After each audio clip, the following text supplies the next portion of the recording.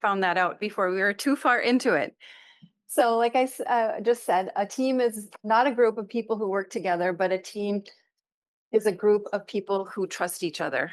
Um, so the next slide. So we're going to start with trust. Um, and I think that we have a lot of different ideas about trust. Um, so in all aspects of our lives, from personal connections to professional environments, all of these things, trust, safety, and boundaries, are the bedrock of healthy and fulfilling relationships. And the question is, why are these elements so critical to our working relationships and maybe also our personal relationships? So, starting with trust, I oftentimes think about the myths of trust. You know, this sort of thing. If you ever lie to me, I'll never trust you again, right? If you fool me once, fool me twice, you know, we're never going to um, be able to work together again. So I wanted to kind of debunk some of those myths a little bit. So we're going to do a couple of small group discussions, and then we'll do some one-on-one as well. Um, so, in what ways have you felt trusted? That's your first question in the table that you're at. So, what ways have you felt trusted? Or why don't we just open that up instead of small groups for this one? So, in what ways have you felt trusted?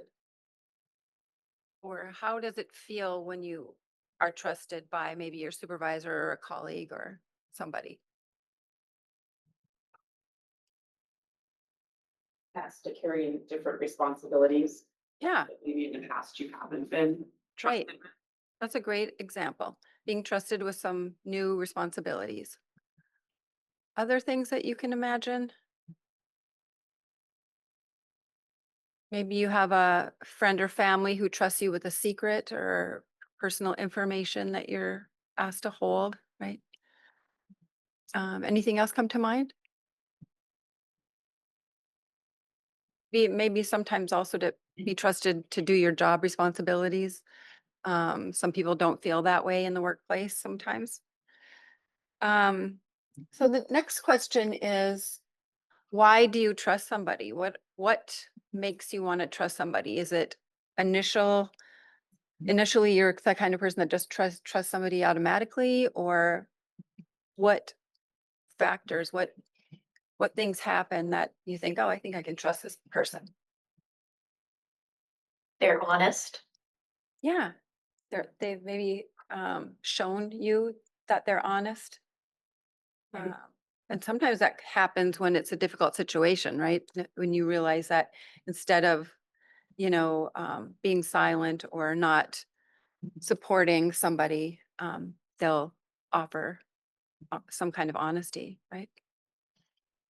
Um, so what happens then when trust is broken? Um, how does that feel? And how do you react when trust is broken?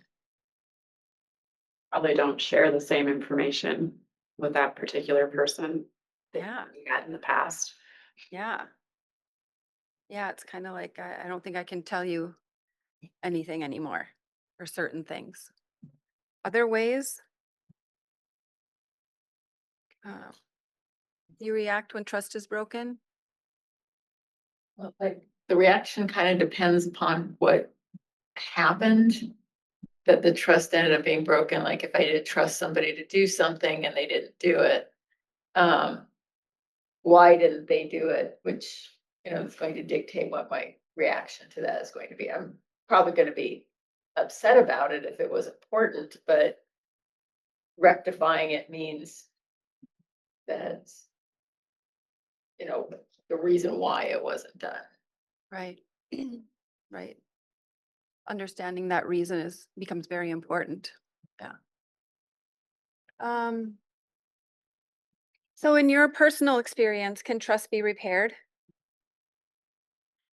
Seeing almost everybody nod.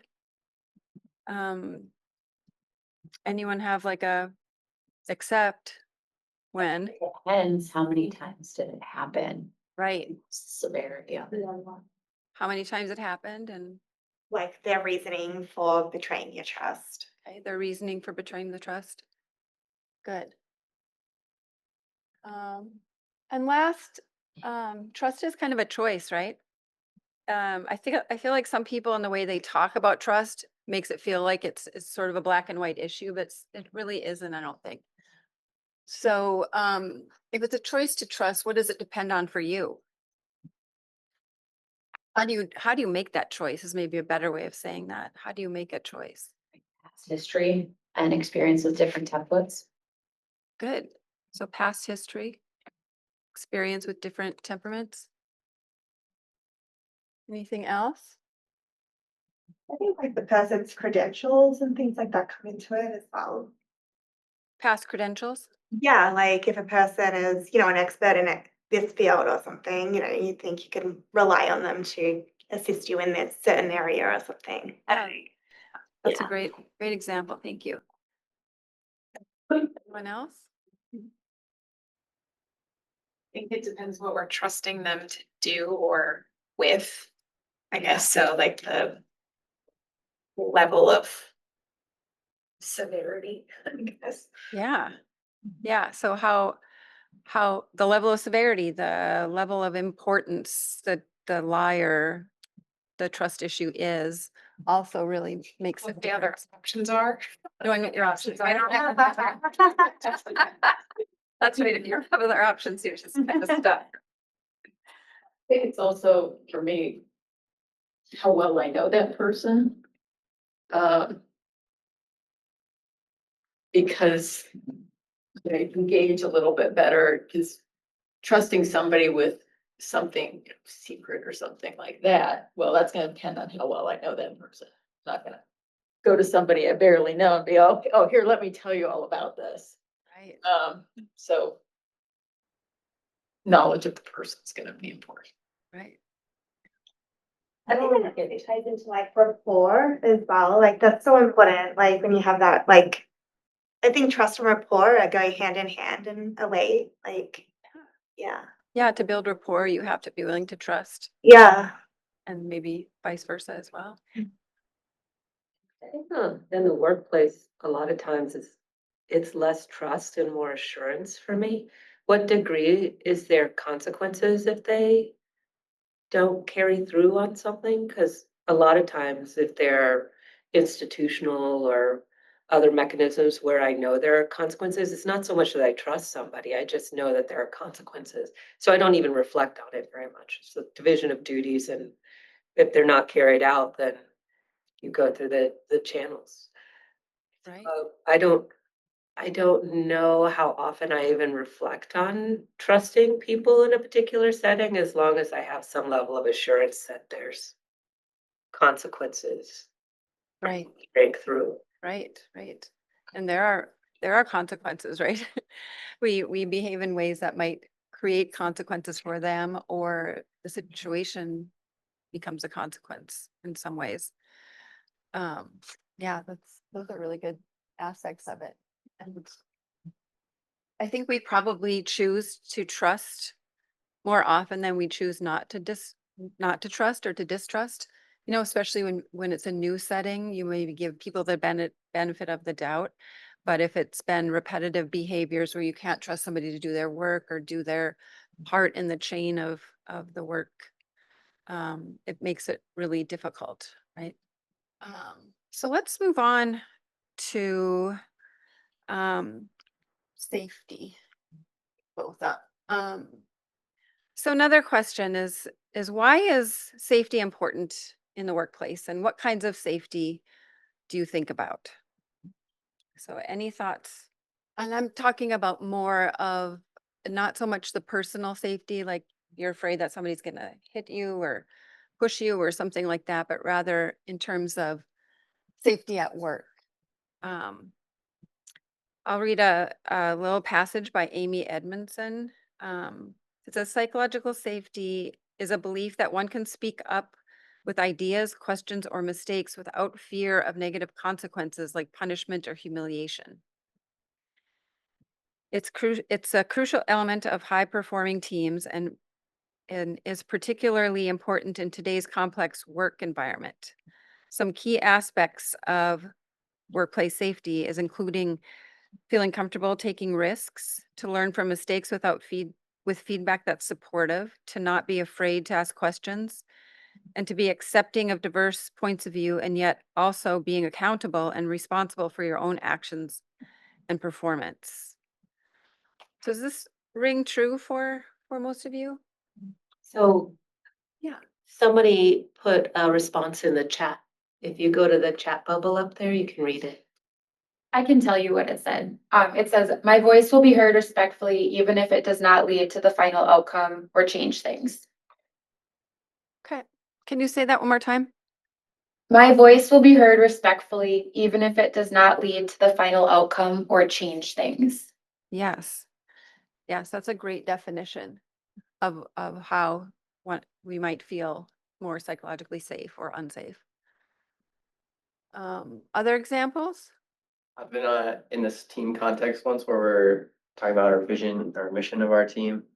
And when people have felt, I don't know, unsafe to voice things, or that as they're voicing things, and we're like collaborating, brainstorming, like if someone feels unsafe, they get defensive and I don't know, the whole conversation goes sideways and I don't know, is not productive. And so having an environment that it's like, okay, we're talking about ideas that it's not us, it's like the problem, the ideas. I think is, I don't know, safety is really significant in that. Right, right. Really, really good example. Anybody else? In terms of, anyone have another example of that? If we don't want to get too much into the police state, I teach sociology right now. And there are a lot of discussions in the field about explicit efforts to stop sociologists from doing what is technically their job. Everything from recording lectures and posting things on far right sites, so you get like stalked or harassed, to being literally afraid that you will get fired for doing your job or that your funding will be cut off for doing your job. I mean, nobody in my field feels all that safe right now, to be perfectly blunt. Yeah, I was in a meeting yesterday where some of the same issues came up, that this state of the federal government, I guess. And maybe then sort of stance on no DEI sort of things have made it difficult for people, especially it would be in your field, sociology, social work, psychology, a lot of different fields where you start feeling, like you're in danger even of getting fired, or for some people physically endangered, or other types of danger. So, I hadn't really thought of it about this and the way it's playing out now when I first, offered my presentation to the university. But it's probably on a lot of people's minds. Your sense of safety has changed because of what's happening or what you see on social media or what you read in news and those kinds of things. All are, they're all part of it. Kind of to add to that, because we were talking about it yesterday, criminal justice. Yeah. So Similar. we have to talk about some of this stuff. It is literally necessary to talk about it. And so if I take out all the stuff that we're no longer supposed to address, well, we pretty much destroyed any of the knowledge that we already have. And so, The legislation on, yeah, don't talk about structural inequality. yes. Nothing can have structure Yeah. in it. If there are no structures, what is my discipline even? Yes. And so it's just, it's insane, but it's also that fear of, is something I say going to end up on social media sites and ripped to shreds, and is it that our field gets eradicated as a result of all of this? So yeah, I hadn't thought about it in that context today, but yeah, you're absolutely right. Are we being protected by the institution? And I mean, not to put too fine a point on it, but our last president left after standing up for one of the faculty, basically. Yeah. That does not make you feel terrible safe about, since I'm not saying anything against our current president, by the way, but the very people who probably put pressure on the last one to leave got the final choice of the one that's here now. So like, there are just a number of factors that just make you kind of question how safe you are to actually do what you were hired to do. Right. So it's, in some ways, it's fairly relevant that we're talking about this, but I'm guessing there are different levels of of the effect of what's going on and how that impacts you at work, at home, in your communities, right? So it is obviously safety is important at work.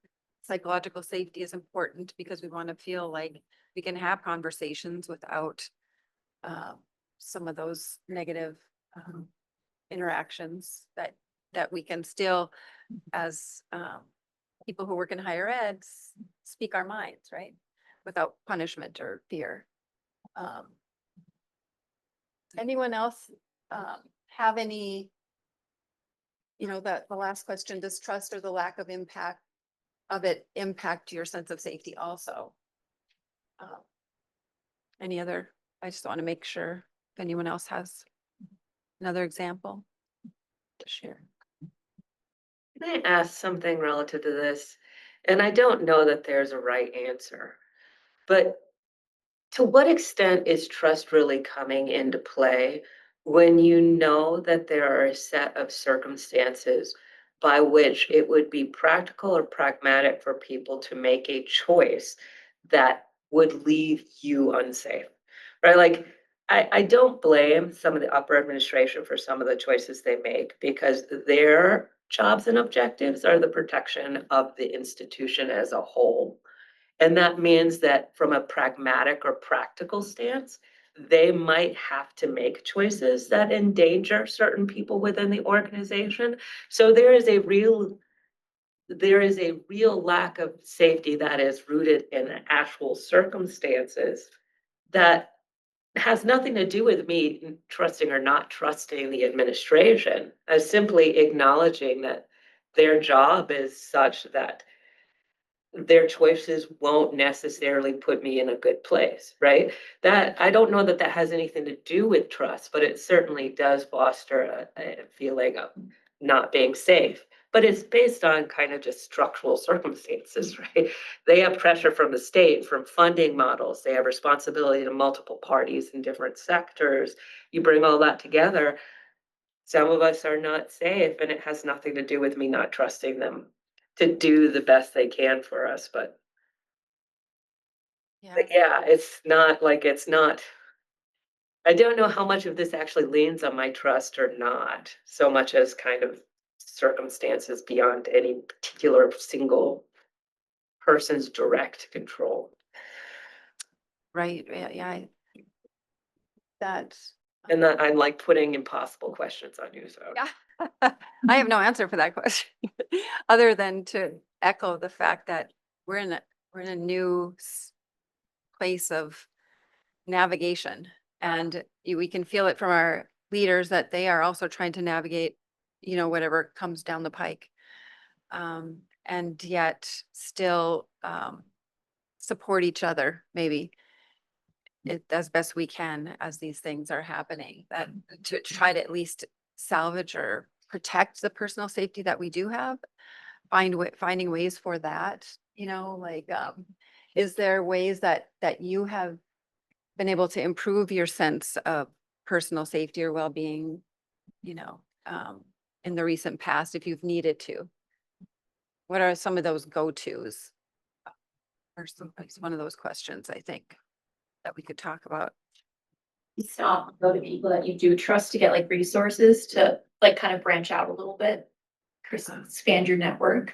Yes, that's a great example. And that's something that I'll just use yesterday's session that I was in, that I was talking to somebody who had a lot of information on what, the university is doing to to make things better for everybody, despite whatever happens in Washington DC, or in the government. And, I didn't know that those things were happening, so it felt really good to hear from somebody who was working on that in that area, that they are doing all of these things to support faculty and students, and I wouldn't have known it if I hadn't randomly sat at this table or that table or what have you.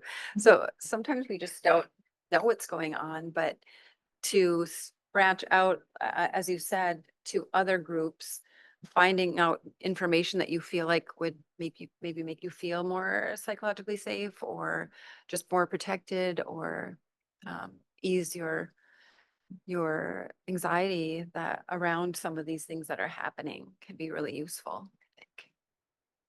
Anybody else had something on this one? To add to that, but there's a double-edged sword to this, is sometimes having more information can help to improve the sense of safety.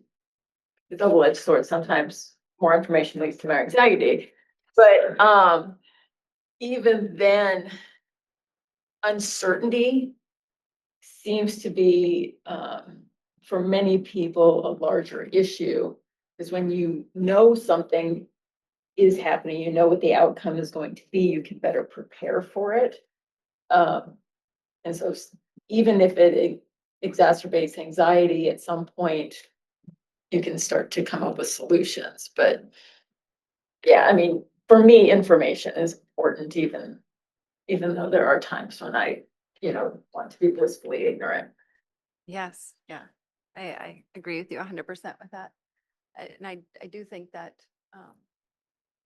yeah, sometimes we don't want to know all the information. We don't, and it's hard to ignore it, whether it's on the screen or it's in person or what have you. And it does raise people's anxiety and levels of uncertainty, and that kind of feels like a cycle a bit. So, taking care of yourself and the people that you work with, finding ways. I think I did a book study on campus last spring, on uncertainty and all of that. And it really helped a lot. I think it helped the small group who decided to do it, but just to have some kind of ways to maintain your sort of centeredness or your equilibrium despite what's going on. And for me, it had to be like, I just almost no social media, just small bites of what's happening, what stuff is happening in the world, making sure I have support, those kinds of things can be really helpful. So let's go to something a little bit different. First question, and I want you to talk among yourselves at your table, is what is your superpower? So we're kind of moving almost like a completely different angle. But what's your superpower? What do you do really well? It could be at work or at home, or maybe it leads over into both. But what are you like? I'm damn good at that, right? I can really kick this down, if I need to, kick this into high gear. So go ahead and talk with each other. What's your superpower? I'll give you about what are we looking at? Maybe 3-4 minutes, something like that. You're done with the number one. You can look at number 2. What's your kryptonite? The thing that hinders your performance, well-being. Okay, I'm gonna bring us all back together. I want everybody to let us know what your superpower is. So we'll go around for maybe just starting with this table. Organization. Okay, yeah, That's true. My superpower is generally humor Humor. Nice. to deal with things. I said mine was like creating like a welcoming space for people. Nice. Right. Next table. I was gonna say memory, my Good memory. memory. I am really empathetic and a caretaker. Nice. Empathetic. Servant-hearted, like willing to do whatever needs to be done. Oh, yeah. Servant-hearted. I love that. good at planning. Good at planning. Planning and organizing. Planning and organizing. You sat at the right table. It's reading comprehension. Reading comprehension. I can pretty much comprehend anything after a couple of minutes. That's awesome. That's a great skill to have. I was asked this at a conference of my profession. And most of us are, our superpower is empathic listening. It's kind of what we do, I guess. So what about your kryptonite? What hinders your, what gets in your way of your superpower? Right, let's start over here this time. Oh, I said anxiety. I can spiral down and lock up if I let myself dwell on things too long. That's a common one, I'm afraid. How about you? With the planning and organizing, I said that like with working with students, and they start asking like a list of questions, I'll start answering their questions, but I'll stick to it, not let them ask more questions while I'm answering the first set of questions. Usually they answer each other, but I don't go into the tangents of the questions. Okay. So you're keeping them in line. Yeah. Easily distracted. Easily distracted. Yeah. Is there, like vision and direction for like personal life, like I'm helping and serving in all these other ways and helping other people, but like, oh, where am I going? Okay. Not only taking your own direction. Yeah. Being empathetic. Pathetic.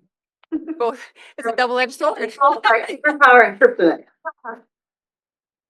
Mine is patience. Usually I'm working on too many things and moving too fast, and sometimes I forget that everybody moves at my speed. Right? Yeah. Yeah, easily distracted. I don't really like conflict, so I try to avoid it. Sudden changes when circumstances come up that deviate from the plan that I have. Yes. Then- Yeah. Yeah, then the plan is void. Yeah. What we do now, but This kind of rigidity or something. Mhm. Yeah. Yeah. Yeah. Same here. I have a hard time with that one as well. So how, for any of you, do you feel like your kryptonite and your superpowers somehow complement each other? Or can your superpower like fix your kryptonite of the day? It's Yes. Yes? I joke my way out of it. Laugh your way out of it. That's good. Any other examples? I don't think mine fixes it, but I think the fact that I get easily distracted means that I know that there's going to be a deviation from a plan. And which is why I'm good at planning, because I have plan A, B, C, D, E. Because stuff always seems to pop up. Yeah. Yeah, that sounds like it's a good fix for that. Yeah. I'm not sure what I do. I think I just plow forward. That's kind of what I do probably. Although I have more lately, as I get closer to, retirement age, the confusion piece has been a little bit of a kryptonite. So I've got to find new ways to make sure that I'm, on target a little more than I used to have to. So the other thing I wanted to mention here are boundaries. That's the last of the three. And this is a big slide, but I really liked it. I liked it that it was free too. So by this group, PES. Okay, so there's 6 type of boundaries that they talk about, this PESE group. One is intellectual boundaries, another is emotional boundaries. We have time boundaries, material boundaries, and physical boundaries. We can use this slide to think about what that means for us. Like for physical boundaries, it's personal space, right? How many of you hate when people invade your personal space? No, for me, I really don't like that. Those like close talkers that move in and you're going like this and they just keep coming with you, right? Intellectual boundaries that are different ways that we think or opine. Emotional boundaries where we, what, where, and how much we want to share with people. I not too recently had 2 visitors in with that exact issue. That some wanted to share and be an open book and the other person found that just chilling, or for lack of a better word, they didn't like that at all. Material boundaries, treatment of possessions and property. Sometimes that can get sticky within departments. People are borrowing, using other supplies or different property. Happens in labs sometimes, in the scientific labs. Time boundaries, how you relate to your own and others' time. I had a had to struggle and work through this in my mid-career, because I was a late person. I was like, my parents always said I was born late, haha. But it became a problem after a while, and I decided I have to stop doing that, right? So, and then sexual boundaries, which come up sometimes with students on campus, and other places, maybe in your lives as well. So finding ways to support boundaries, to be able to have good boundaries. You know, which of these, for example, do you feel like, I won't ask you to say out loud, but you know, if you had a plus and minus column, do you have good boundaries in all of these areas? Are there areas that you can improve on? And if you want this slide or the slides that I have, you can just email me and I'll send them to you if they don't provide them for the conference. So any thoughts about boundaries? So the last little thing is at your tables again. So what did you learn about yourself through this, if anything? What do you now know about others in your work environment based on your conversations? What's one thing you might change or add? You know, for example, for me, to trust or not trust is really situational. I tend to be trusting, you know, at the beginning.